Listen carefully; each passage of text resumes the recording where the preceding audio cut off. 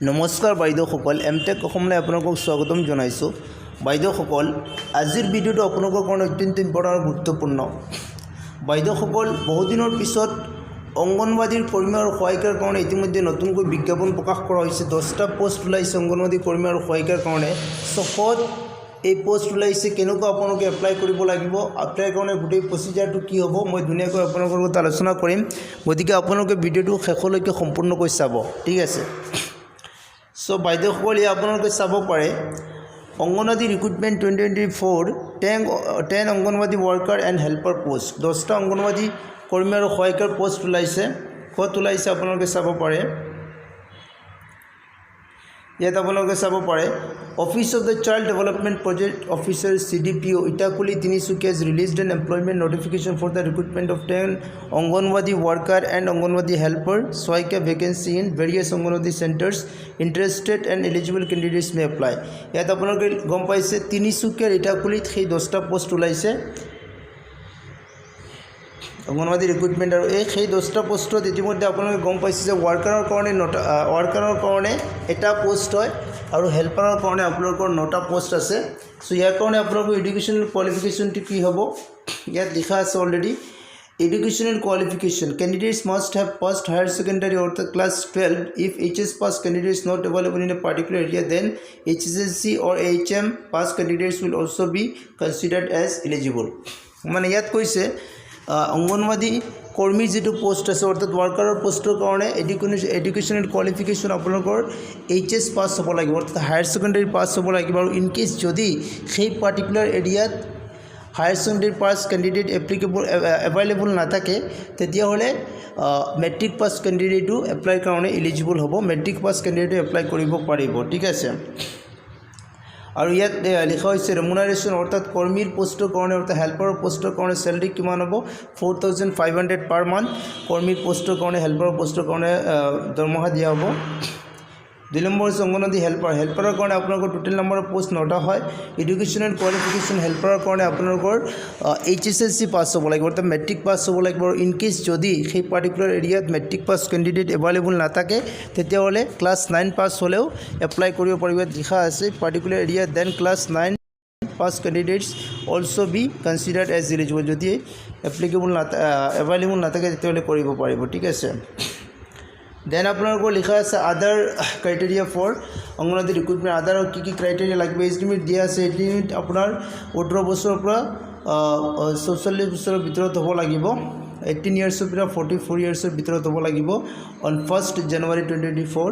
তাৰপিছত চক আপোনালোকে ৰেচিডেঞ্চিপটো এটা ইম্পৰ্টেণ্ট হয়। ৰেচিডেঞ্চিপটো আপোনালোকে কৈছে যে যিসকল কেণ্ডিডেটছে এপ্লাই কৰিব পোষ্টৰ কাৰণে সেই কেণ্ডিডেটসকল যিটো এৰিয়াত অংগনবাদী চেণ্টাৰছো লোকেটেড আছে সেই এৰিয়াৰ কেণ্ডিডেট হ'ব লাগিব, ৰেচিডেণ্ট হ'ব লাগিব। লিখা আছে the candidate who apply for the post Anganwadi worker and anganwadi helper shall be a permanent resident in the concerned Anganwadi centre survey area where Anganwadi centre is located. য'ত অংগনবাদী চেণ্টাৰছো লোকেটেড আছে অৱস্থিত আছে সেই পাৰ্টিকুলাৰ এৰিয়াৰ ব্যক্তিসকলে এপ্লাই কৰিব পাৰিব, ঠিক আছে।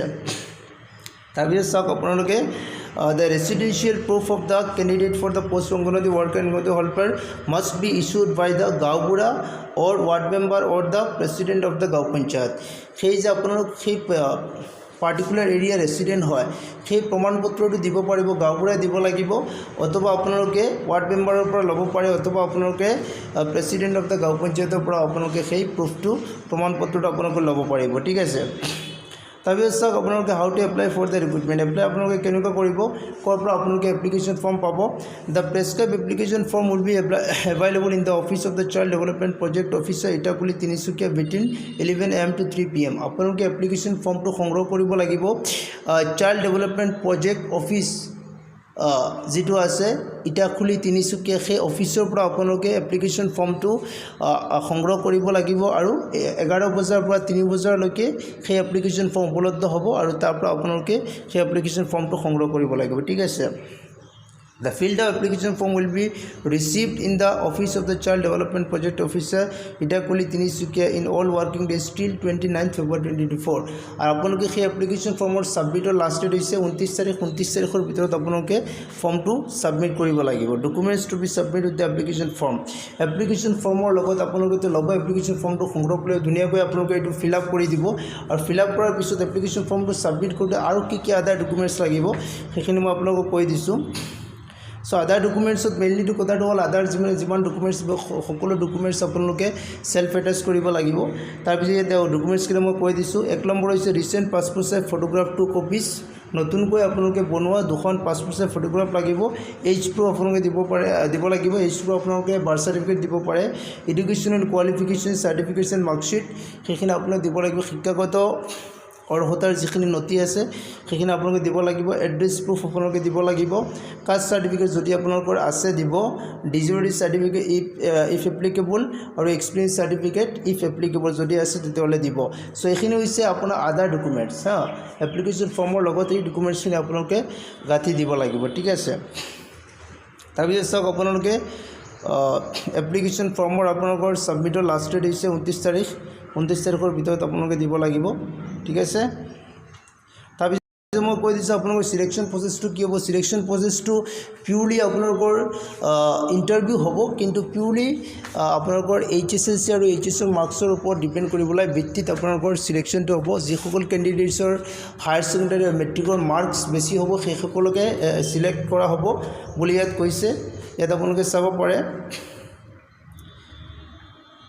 ইয়াত লিখিছে চাওক, the selection of Anganwadi worker and helper will be completed through interview.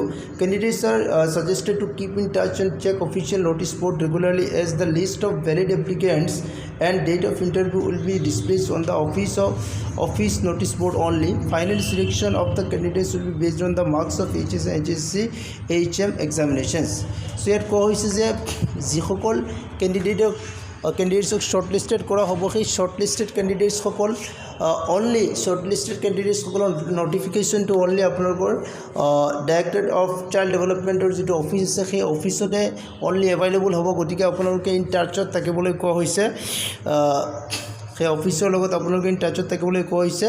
আৰু কৈছে যে যিটো ফাইনেল চিলেকশ্যন হ'ব এইটো পিউৰলি চিলেকশ্যনটো হ'ব শ্বৰ্টলিষ্টেড যিটো কৰা হ'ব কেণ্ডিডেটছসকলক, সেই শ্বৰ্টলিষ্টখন পিউৰলি HS আৰু HSC মাৰ্কছৰ ওপৰত ভিত্তি কৰিবলৈ বনোৱা হ'ব, ঠিক আছে।